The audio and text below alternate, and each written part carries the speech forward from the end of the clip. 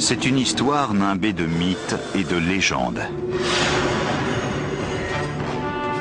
Comment une tribu nomade a-t-elle pu bâtir le plus grand empire des Amériques en juste 200 ans? Ils ont réalisé des ouvrages extraordinaires pour leur temps.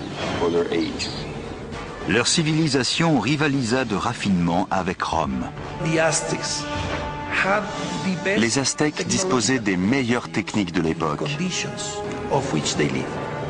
Les aqueducs, les palais, les pyramides et les temples étaient autant de tribus à leurs dieux et de témoignages de la puissance de l'homme. Leur plus grande réalisation fut une capitale rayonnante qui a tant émerveillé les Européens qu'ils l'ont baptisée la Venise du Nouveau Monde. La cité s'étendait à perte de vue et se reflétait dans ses canaux et ses lacs, couronnés d'arbres et de demeures magnifiques. Mais leur soif de puissance et de sang les mena à leur perte, jusqu'à leur disparition fulgurante et totale.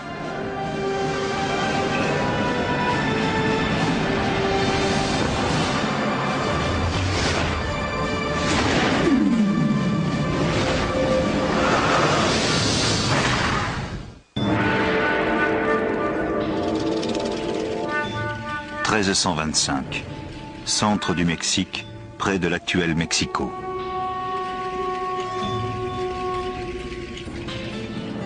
Une jeune fille, adolescente encore, s'apprête à célébrer ses noces. C'est la fille d'un souverain toltèque qui l'a donnée en mariage au chef d'une tribu récemment installée sur ces terres. Cette tribu est aujourd'hui connue sous le nom d'Aztèques. Selon le rituel, 5 nobles l'escortent au sommet des marches du temple où se déroule la cérémonie. Mais arrivé en haut, il l'écarte soudain pour l'allonger de force sur une table de pierre, qui n'est autre qu'un autel sacrificiel. Chaque homme lui tient un membre, tandis que le 5e lève vers le ciel un poignard d'obsidienne. D'un mouvement vif, il lui ouvre la poitrine et en extrait son cœur encore palpitant. Ce soir-là, le roi est invité à assister aux festivités du mariage. Il découvre alors un prêtre en train de danser, vêtu de la peau encore luisante de sa fille.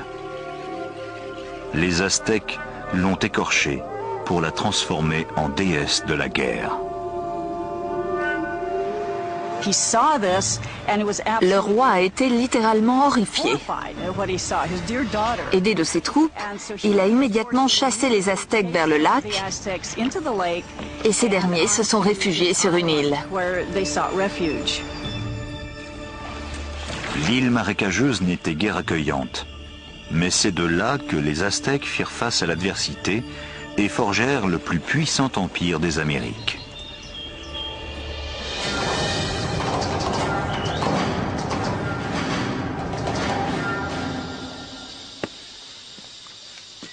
Bonjour, je suis Peter Weller. Quand je pense aux Aztèques, je pense à un peuple élégant avec de magnifiques coiffes multicolores. Je pense à des cités lacustres et à une chanson de Neil Young sur Moctezuma et Cortés. Mais je pense aussi aux poignards d'obsidienne qui s'enfonçaient dans les poitrines et à ces mains qui en sortaient un cœur sanglant qu'elles élevaient vers le ciel. Chez les Aztèques, la plupart des sacrifices avaient lieu dans un temple juché en haut d'une pyramide de pierre comme celle-ci. Les Aztèques pensaient que sans ces offrandes, le soleil cesserait de se lever et que l'univers mourrait. L'histoire des Aztèques mêle mythe et réalité. Mais ce que nous savons, c'est que ce meurtre, aussi horrible soit-il, a marqué le début de l'Empire aztèque et son lieu de naissance.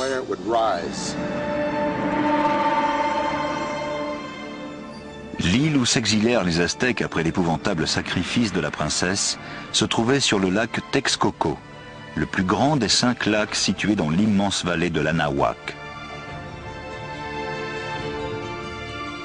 Cette vaste vallée, jadis déserte, accueille aujourd'hui l'une des plus grandes métropoles du monde, Mexico.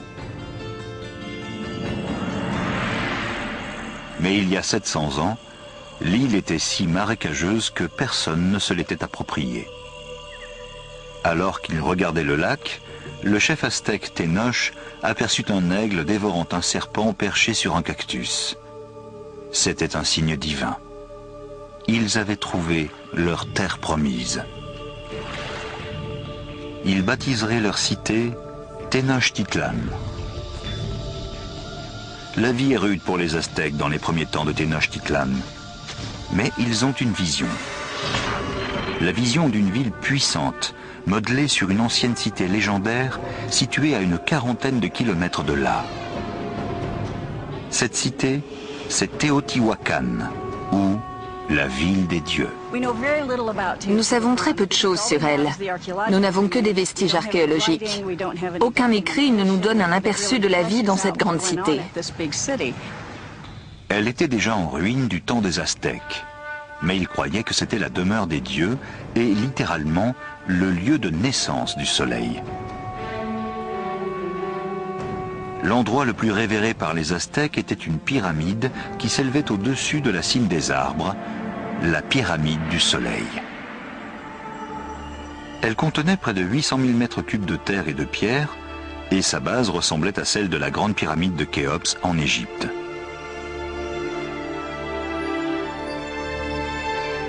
Pour les Aztèques, Teotihuacan reflétait le cosmos créé par les dieux. C'est cette image qu'ils voulaient reproduire en bâtissant leur nouvelle cité. Celui qui allait relever le défi s'appelait Acampapixtli. En 1376, il se lança dans un ambitieux projet. Construire en Tenochtitlan une ville moderne. Mais il y avait un problème. Les îles marécageuses où ils vivaient demandaient un lourd travail. La terre n'était pas faite pour la construction. Il n'y avait pas de fondations sur lesquelles bâtir. La solution des Aztèques allait révolutionner l'architecture des Amériques. Tout d'abord, ils ancrèrent leur construction dans le sol grâce à des pilotis. Ils taillèrent des pieux de 9 mètres de long sur 8 à 10 cm de diamètre qu'ils enfoncèrent dans le sol meuble pour tenir lieu de fondation. Les pilotis étaient souvent étayés de roches volcaniques pour plus de solidité. Les maçons purent alors construire leurs édifices sur cette base. Ils ont utilisé des pilotis pour soutenir l'infrastructure qui ne s'est pas enfoncée et n'a pas basculé. C'est une vraie prouesse technique. Tenochtitlan était une île, mais le lac environnant n'avait guère de profondeur, parfois juste 2 mètres. L'ensemble constituait une cité géante flottant sur une lagune. À l'origine, le seul moyen de se rendre sur la terre ferme était le bateau. Mais les Aztèques finirent par construire une série de jetées parfois larges de 13 mètres, reliant leur ville lacustre aux provinces de la terre ferme. Les jetées reposaient sur des pilotis aussi solides que ceux servant aux fondations des temples. Par milliers, on les enfonçait au plus profond du lac, un défi logistique qui ne pouvait être relevé que par une main-d'œuvre bien formée et les meilleurs ingénieurs de Mésoamérique. Pour construire une jetée, 2 rangées de pieux étaient alignées. L'espace entre eux était comblé avec des pierres et de la terre jusqu'à atteindre plusieurs mètres au-dessus du niveau de l'eau. Cela permettait à la chaussée de supporter d'énormes charges. Ces jetées étaient rectilignes, très larges, avec des ponts-levis, et elles reliaient la cité avec le nord, l'ouest et le sud. Grâce à ces routes, les Aztèques transportaient des charges plus grandes destinées à la construction. Mais il fallait relever un autre défi. Il n'y avait pas de bêtes de somme en Mésoamérique. Les hommes se débrouillaient seuls, sans chariot, sans roues. Les petites charges étaient portées à dos d'homme grâce à une lanière qui prenait appui sur le front. Les blocs de pierre ou les sculptures des temples étaient halés à l'aide de cordes, probablement sur des rondins. D'après la légende, il fallait la force de 50 000 hommes pour acheminer une pierre destinée à un temple depuis la montagne sur le continent jusqu'à la ville.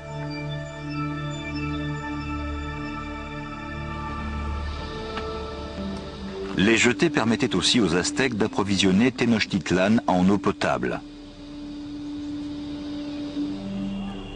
Auparavant, ils transportaient l'eau dans des canoës depuis la rive, mais l'explosion démographique exigeait une solution mieux adaptée à la demande. Ils voulaient utiliser l'eau des sources du continent et ont donc décidé de construire un aqueduc. Mais les sources étaient contrôlées par la tribu qui dominait la région, les impitoyables Tépanèques. Les Tépanèques contrôlaient toute la vallée. Ils avaient un puissant empire et faisaient la loi. Les Aztèques leur étaient inféodés. L'augmentation de la population aztèque fit naître les premières tensions avec les Tépanèques. Les Aztèques leur posèrent un ultimatum qui risquait de changer l'équilibre des pouvoirs dans la région. Les habitants de Tenochtitlan ont exigé des Tépanèques qu'ils leur donnent l'eau et les aident à construire l'aqueduc. La réponse des Tépanèques fut rapide et brutale. Leur roi, Maxtla, envoya des hommes assassiner le souverain aztèque. Ce fut l'étincelle qui alluma la mèche. Après des décennies sous le joug des Tépanèques, les Aztèques se décidèrent enfin à se révolter contre leurs impitoyables suzerains. Mais pour vaincre les Tépanèques, ils vont avoir besoin de l'aide de leurs voisins. Ils se rapprochèrent donc de la cité-État de Texcoco, où un dirigeant d'envergure était en pleine ascension.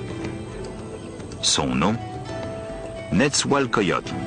Son sens de l'autorité allait contribuer à forger l'empire aztèque. Avec Nezahualcóyotl pour allié, les Aztèques opprimés étaient prêts à frapper fort. Ils lancèrent une attaque massive contre la capitale Tépanèque. Après un siège de plus de 100 jours, ils forcèrent la défense ennemie et massacrèrent leurs oppresseurs. Après avoir capturé le roi Maxtla, Nezahualcóyotl lui arracha personnellement le cœur et répandit son sang dans les eaux du lac Texcoco. Les rôles s'étaient soudain renversés. Ce jour-là marque la naissance de l'Empire aztèque. Les Aztèques ont dès lors régné sur la vallée de Mexico. Après avoir conquis la vallée de Mexico, les Aztèques pouvaient désormais se consacrer à l'approvisionnement en eau potable de leur ville en pleine expansion. Seuls, ils conçurent et construisirent ce que peu d'empires dans le monde sauront maîtriser, un aqueduc. L'aqueduc possédait 2 canaux d'1,50 m de haut sur 90 cm de large. Ils étaient nettoyés et entretenus alternativement, si bien que l'écoulement de l'eau n'était jamais interrompu. L'aqueduc parcourait 5 km depuis le continent jusqu'au centre de la cité. En ville, l'eau jaillissait dans les fontaines et les bassins et était distribuée aux habitants dans de grandes jarres d'argile ou par canoë.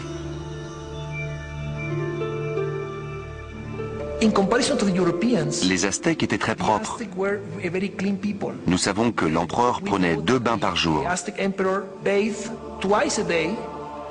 En termes d'hygiène, le peuple aztèque n'avait rien à envier aux Européens.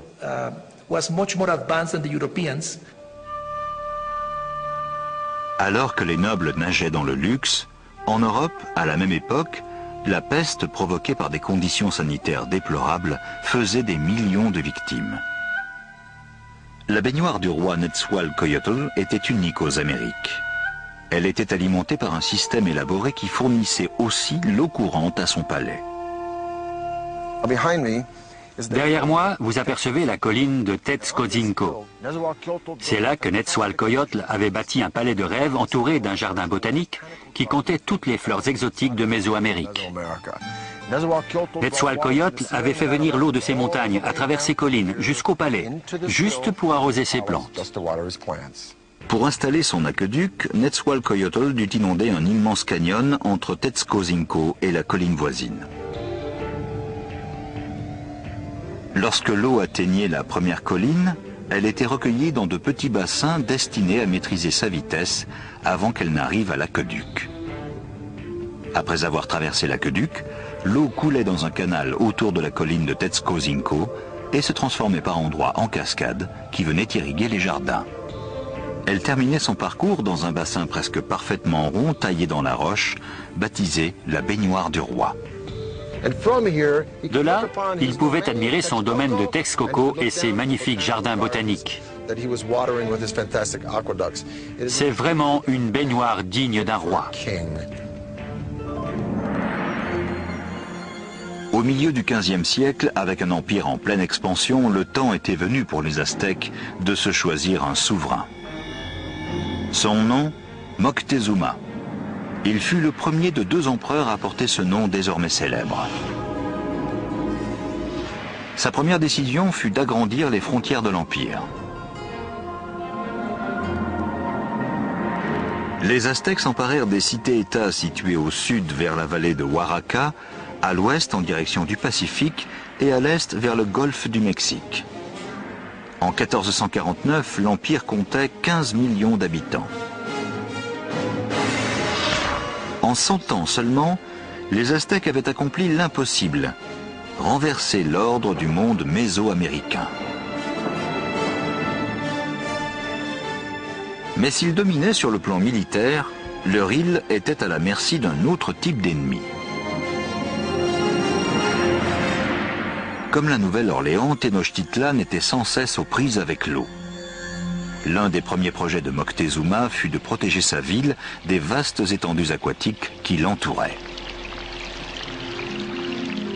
Voici ce qu'il reste du lac Xochimilco, au sud de Mexico, la Tenochtitlan des Aztèques. Ce lac, comme les 4 autres qui entouraient la ville, était alimenté par des sources. Il n'y avait ni rivière ni ruisseau pour drainer l'eau. Et s'il pleuvait beaucoup, le niveau montait et inondait la terre jusqu'à la ville. C'est exactement ce qui s'est produit au milieu du XVe siècle, où des inondations sans précédent ont balayé Tenochtitlan. La capitale et son empire ont été presque entièrement détruits, et la civilisation aztèque a dû, une fois de plus, compter sur le génie de ses architectes, dont un en particulier. Moctezuma demanda à son vieil allié Netzahualcoyotl de l'aider à protéger du lac sa ville en reconstruction. Netzahualcoyotl imagina une solution qui allait faire de lui le plus grand ingénieur du continent. Il fit ériger autour de la ville une énorme digue destinée à protéger l'île et ses habitants. Elle allait représenter le plus grand ouvrage d'art des Amériques à l'époque, s'étendant sur 16 km entre les berges nord et sud du lac, à l'est de la ville.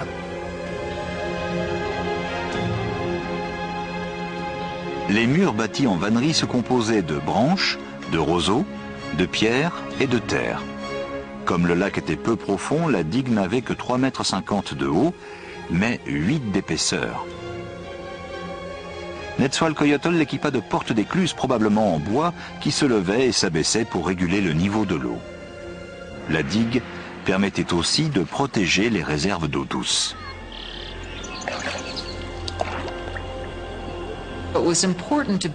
Il était important de construire une sorte de mécanisme qui sépare l'eau salée de l'eau douce à l'ouest du lac. Une armée marche sur son ventre, disait Napoléon. Une grande provision de vivres pour les civils est à l'évidence nécessaire à l'évolution de toute civilisation. Mais les Aztèques ont mis au point une méthode unique, non seulement pour le bien de la population civile, mais aussi pour soutenir l'expansion militaire de leur empire. Cette invention révolutionnaire baptisée Chinampa permettait littéralement de créer de nouvelles terres à cultiver. La ville s'agrandissant, il fallait de la place pour ses habitants. Ils ont donc bâti ces Chinampas sur le lac. Il s'agit d'îlots artificiels construits au milieu du lac. Ils ressemblaient à d'étroits terrains de football de 90 mètres sur 9. Pour construire une Chinampa, on entassait dans l'eau des morceaux de bois sur lesquels on disposait des claies de roseaux. Ensuite, on raclait le limon de la lagune et on l'entassait sur les roseaux. Il fallait 4 à 6 hommes et 8 jours de labeur pour construire une chinampa. Elles étaient reliées à la cité par de larges canaux de navigation. Des milliers d'ouvriers travaillaient à leur construction pendant des mois. Une chinampa comme celle-ci pouvait donner jusqu'à 7 récoltes par an, contre 3 au maximum pour un champ traditionnel. Quand la récolte d'une chinampa était prête à être rentrée, les semis préparés dans la vase d'un radeau adjacent surgissaient. Plus tard, on transférait ces semis sur la chinampa et l'on répétait l'opération sur des centaines puis des milliers de chinampas. C'est cette technique qui a transformé Tenochtitlan, simple ville tribale, en cité-État prospère. Maintenant que l'infrastructure de leur ville était en place et qu'ils contrôlaient d'immenses territoires, les Aztèques allaient repousser leurs frontières plus loin qu'ils ne l'avaient jamais fait.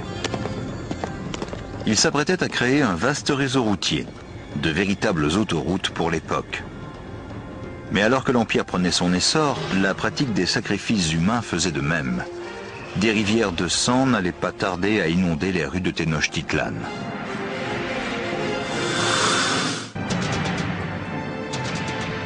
À la fin du XVe siècle, la population aztèque avait explosé. Un nouvel empereur allait se lancer dans des conquêtes qui marqueraient l'histoire.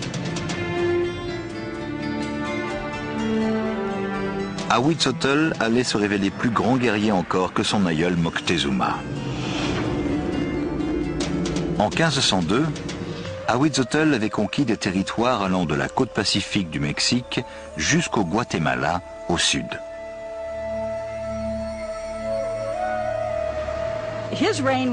Son règne a symbolisé un certain âge d'or.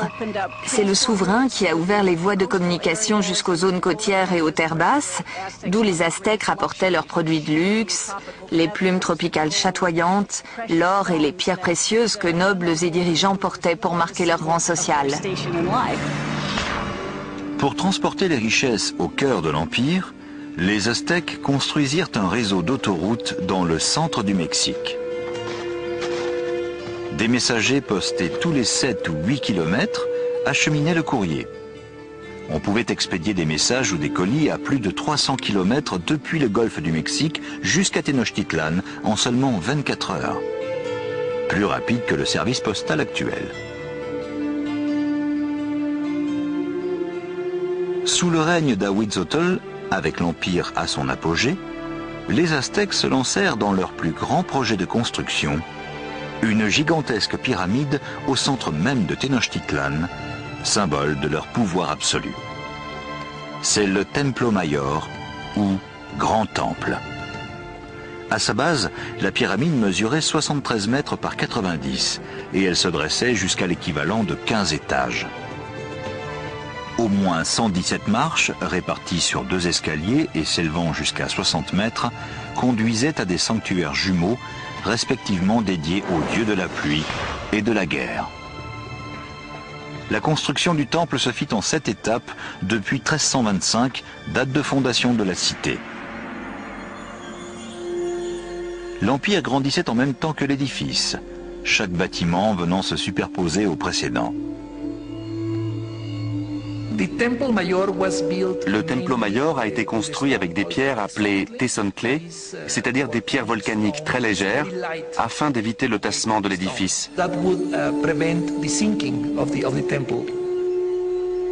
Pour le sol et les murs, les Aztèques utilisèrent un matériau qui était une sorte de béton. Certains éléments retrouvés aujourd'hui sont aussi durs que le béton actuel, même au bout de 500 ans. Il fallut aux Aztèques des décennies pour achever leur monument aux dieux. Le temple resta enfoui jusqu'en 1978, date à laquelle les ouvriers d'une compagnie d'électricité découvrirent en creusant une tranchée, une grande pierre sculptée et un peu plus loin, les ruines du temple. Ce disque de plus de 3 mètres de diamètre pèse 8 tonnes et représente le corps démembré de la déesse Coyolxauhqui. Coyolxauhqui était la déesse de la lune, mais son frère l'assassina car elle avait comploté contre leur mère qu'elle croyait déshonorée.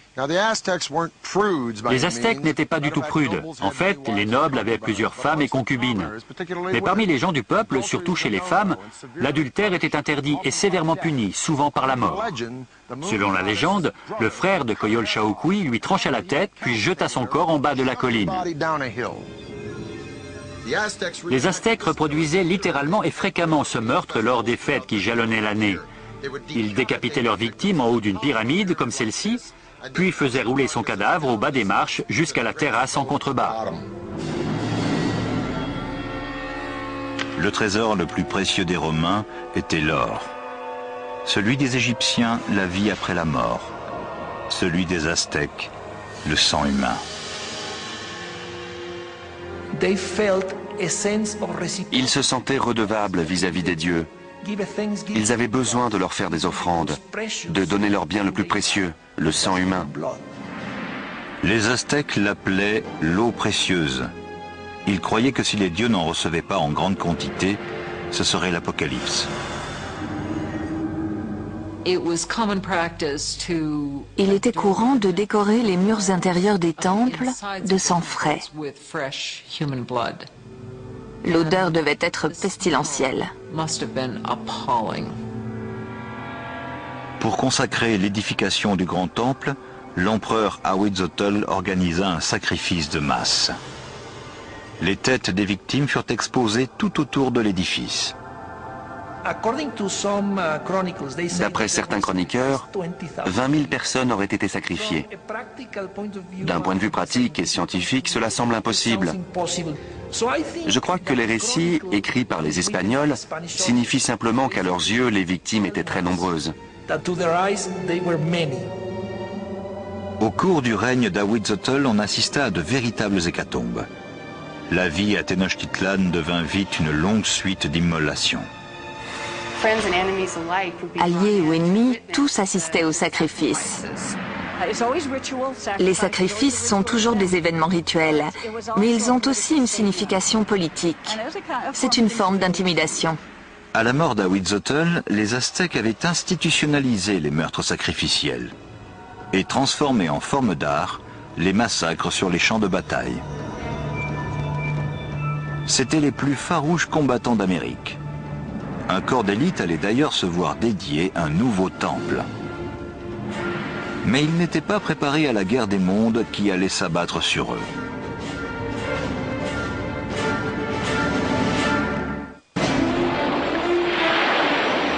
« 1502.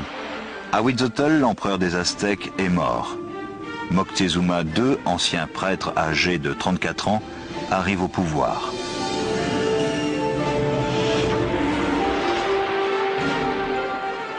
De l'autre côté de l'océan, en Espagne, un notaire de 18 ans du nom d'Hernán Cortés s'apprête à traverser l'Atlantique pour participer à la conquête du Nouveau Monde au nom de son pays.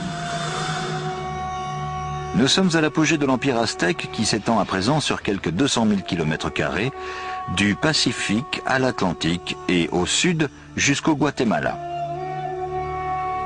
L'Empire aztèque compte 25 millions de sujets. 38 provinces comprenant d'innombrables cités-États versent un lourd tribut au pouvoir. L'empereur et les nobles sont fabuleusement riches. La cité s'étendait à perte de vue et se reflétait dans ses canaux et ses lacs, couronnés d'arbres et de demeures magnifiques. Et Moctezuma II régnait en maître absolu. Il était connu pour ses qualités d'homme d'État et de chef militaire. Cruel, il massacrait la population des villes qui lui résistaient. Mais c'était un être tourmenté. Moctezuma était un homme passif, peut-être bien dépressif. D'après la légende, il vit un soir une comète zébrer le ciel de Tenochtitlan et passa le reste de la nuit en pleurs. Au fil du temps, il devint de plus en plus paranoïaque.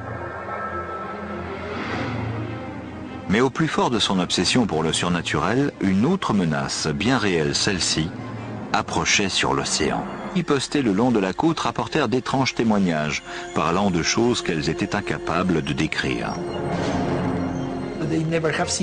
Les Indiens n'avaient jamais vu de bateau et n'avaient pas de mots pour les décrire.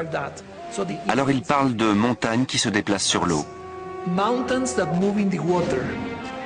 En 1519, en provenance de Cuba, Hernán Cortés débarqua avec 11 de ces montagnes flottantes et 500 hommes dans le golfe du Mexique, à 320 km au sud-est de Tenochtitlan.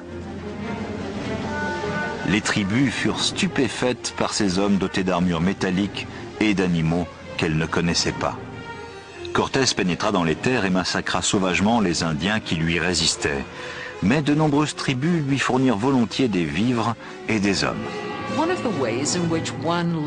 Un seigneur local chercha à gagner la faveur des Espagnols en donnant à Cortés et à ses hommes un groupe de femmes. Elles étaient destinées à faire office de servantes, mais aussi de courtisanes avec qui ils auraient un commerce sexuel. L'une de ces femmes retint plus particulièrement l'attention de Cortés. C'était la fille d'un chef de tribu qui avait été vendu comme esclave. Elle s'appelait la Malinche.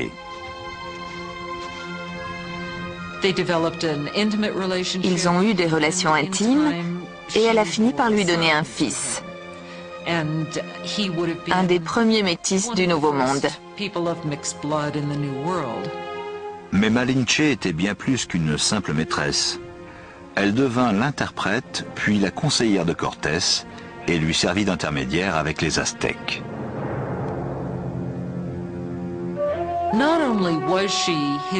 Elle pouvait aussi lui rapporter des propos qu'il n'était pas censé entendre ou comprendre. Le réseau de messagers aztèques informait Moctezuma des mouvements des Espagnols. De toute évidence, il marchait sur sa ville. À l'été 1519, en route pour Tenochtitlan, Cortés leva une armée de milliers d'hommes. Celle de Moctezuma en comptait des centaines de milliers. Sur le champ de bataille, les Aztèques portaient des costumes d'animaux pour intimider l'adversaire. C'était en partie un spectacle, avec ces costumes incroyables revêtus par les combattants. Les guerriers de haut rang portaient des costumes de jaguar ou d'aigle. Les chevaliers aztèques étaient initiés à leur ordre au cours d'une cérémonie secrète dans des temples comme celui-ci. Nous sommes dans le temple monolithique de Malinalco, l'un des 6 temples du flanc de cette colline, à quelques heures au sud de Mexico. Il a été achevé par Moctezuma II en 1502, peu après son couronnement. En Europe, Michel-Ange sculptait le David pour la République de Florence. En même temps, les Aztèques taillaient ces temples dans la roche vive. C'est le seul ensemble de temples de cette facture dans tout l'hémisphère. Au bas des marches se trouvent les sculptures de 2 jaguars. De chaque côté de l'entrée, les vestiges de 2 guerriers. L'entrée elle-même représente la gueule ouverte d'un serpent géant. On voit littéralement sa langue sortir de la pièce. Les Aztèques croyaient que c'était la porte des entrailles de la terre. Ceux qui en avaient le privilège pénétraient dans la pièce aux sculptures d'aigle, se faisaient percer le nez et offraient leur sang en offrande à Huitzilopochtli, le dieu de la guerre. Mais ce n'était pas la dernière fois que ces guerriers répandraient leur sang. La première rencontre entre Cortés et Moctezuma fut pacifique. Mais le conquistador savait qu'un affrontement sanglant entre le vieux et le nouveau monde aurait bientôt lieu. Nous sommes à l'automne 1519. Le conquistador Hernán Cortés a enfin atteint la flamboyante capitale aztèque dont on lui a tant parlé, Tenochtitlan. Quand les Espagnols ont découvert la ville, ils ont eu l'impression d'être devant un mirage ou dans un rêve. Une armée d'autochtones alliés contre les Aztèques l'accompagne sur la principale jetée menant à la ville.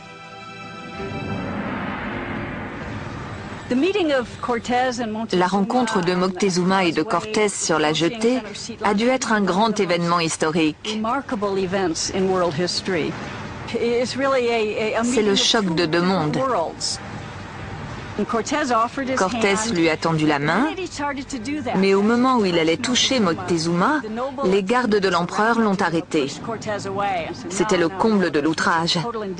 Personne ne touche le grand seigneur de ces terres. La rencontre de ces deux mondes fut pacifique, mais lourde de tensions. À cette époque, Moctezuma était devenu impulsif et sujet à des crises d'hystérie.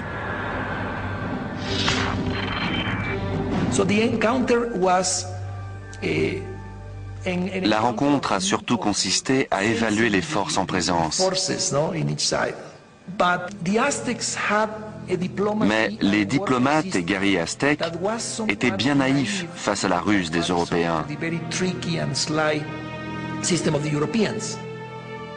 Moctezuma invita les Espagnols dans l'un de ses palais, ce qui allait s'avérer une erreur fatale.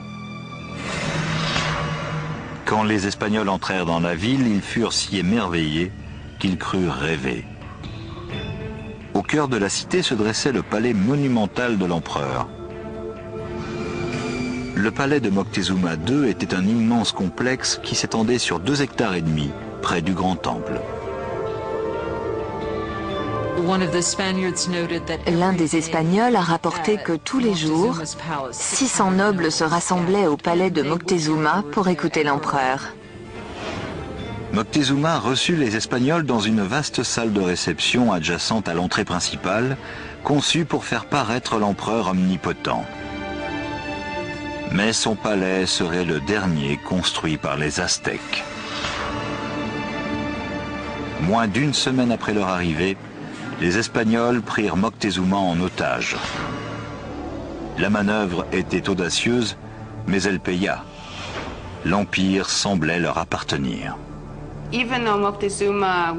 Moctezuma était toujours le chef officiel de la cité, mais pendant un certain temps, il n'a été que le porte-parole de Cortés. Pendant 6 mois, la tension à l'intérieur des murs de Tenochtitlan monta lentement. Puis, au printemps 1520, les événements se précipitèrent. Un matin, les soldats espagnols interrompirent un sacrifice sacré et massacrèrent l'assistance. Leur intervention déclencha un soulèvement. Pour les Aztèques, les Espagnols avaient commis un sacrilège sans nom. La cité fut bientôt livrée au chaos et les Aztèques marchèrent sur le palais de Moctezuma. L'empereur est monté en haut de son palais et a essayé de parler au peuple pour le calmer. Mais on ne voulait plus l'écouter. Moctezuma n'était plus que le pantin des Espagnols. La trahison était si grave que son peuple lui lança des pierres et des flèches.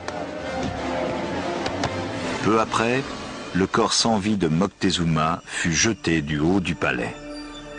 On ignore s'il mourut de la main des Espagnols ou des blessures infligées par son propre peuple.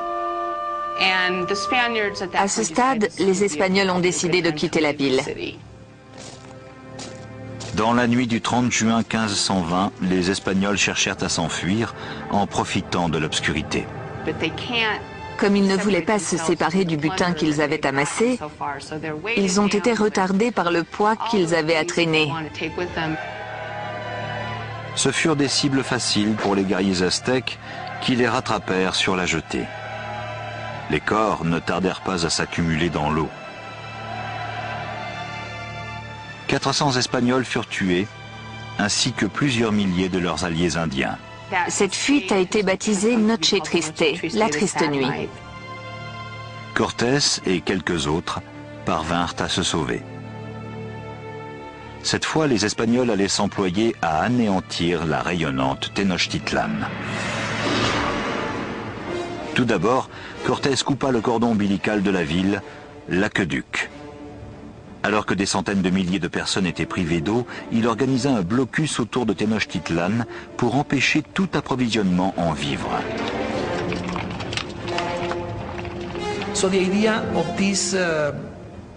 Ce blocus avait pour but d'affamer la cité et de la forcer à se rendre. Mais les Aztèques avaient une énorme résistance et ne se laissaient pas vaincre facilement. Ils ont donc décidé de lancer une attaque à la fois sur terre et sur mer. Pendant des siècles, le lac avait protégé Tenochtitlan des invasions. Mais Cortés allait retourner la situation. Des milliers d'Indiens alliés transportèrent les bateaux espagnols en pièces détachées par monts et par veaux avant de les assembler et de les faire voguer sur le lac.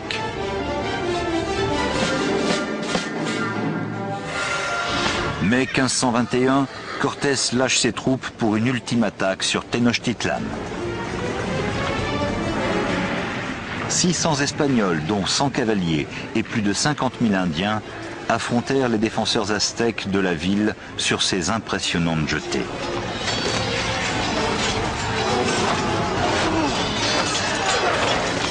Les combats sanglants se poursuivirent plusieurs mois. Cortés rasa la ville, rue après rue. Aidé de ses alliés indiens, il organisa le massacre systématique de la population. Il y eut de violents affrontements, surtout dans l'enceinte de la ville. Les Aztèques livrèrent un dernier combat sur le grand temple de Tlatelolco. Les guerriers se postèrent sur les marches et lancèrent une pluie de flèches et de pierres sur leurs ennemis. En vain. Le 13 août, le dernier chef aztèque, Cuauhtémoc, fut capturé et livré à Cortés. Et ce n'était pas terminé. Les maladies apportées par les Espagnols allaient faire 20 millions de victimes. À la fin du XVIe siècle, on estime que la population autochtone avait été réduite de 90%. L'actuel Mexico a été construite sur les décombres de la cité de Tenochtitlan, jadis si majestueuse. Les Espagnols la rasèrent pour y bâtir leur capitale coloniale. Ils utilisèrent même les pierres du Templo Mayor pour édifier leur cathédrale qui se dresse toujours près des ruines du temple. L'empire aztèque avait disparu et avec lui, tout un héritage de prouesses techniques.